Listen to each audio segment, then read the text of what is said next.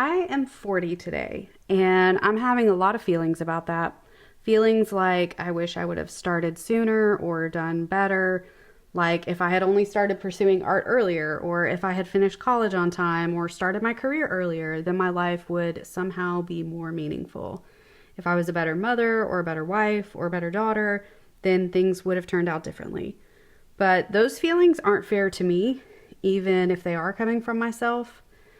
I truly believe in the butterfly effect, and I live with the mindset that if anything was done differently, then my life wouldn't be what it is today. And what it is today is like too good for me to live with second guesses or regrets for very long anyway. I got pregnant and married at 19, had a kid at 20, and now that kid is 20. I'm 40, and I've been married for 20 years. And honestly, as cliche as it is, I'm just wondering where all the time went because the years went by so fast. The change between 20 and 30 was big. My frontal lobe developed, I had 2 kids, finally decided what I wanted to do for a career, and went out and did the dang thing. I started picking up hobbies again just for the sake of doing them.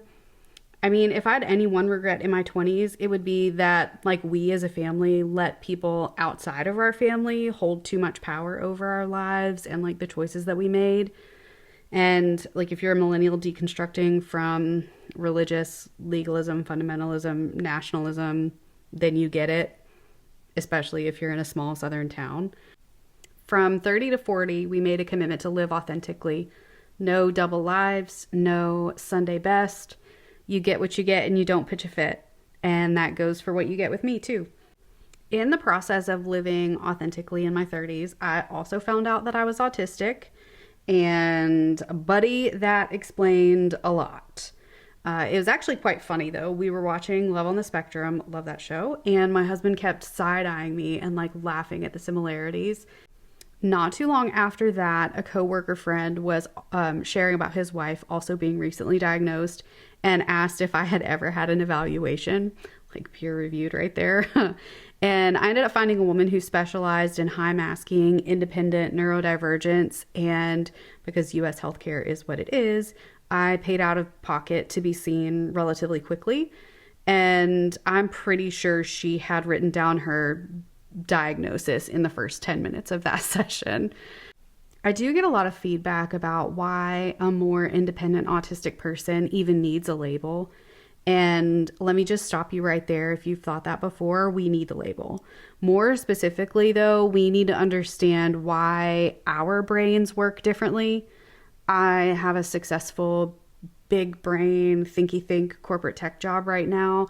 I got straight A's. I participated in extracurriculars, volunteered. I drive, like I was driving at 15, 16, went off to college, got married, had a kid. Everything looks normal on the outside, right?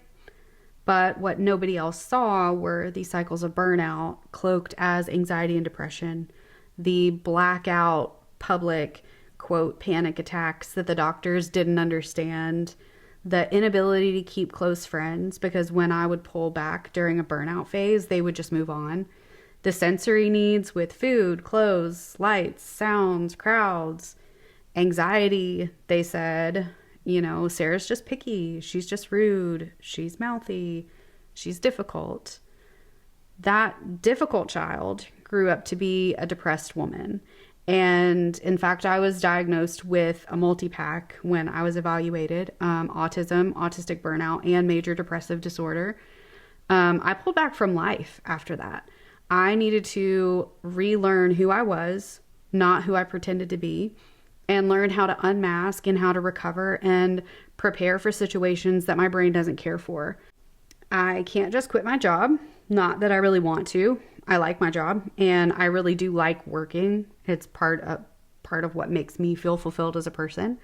But that also means that I may need to perpetually clear my Sunday evenings so I can prepare for the week ahead.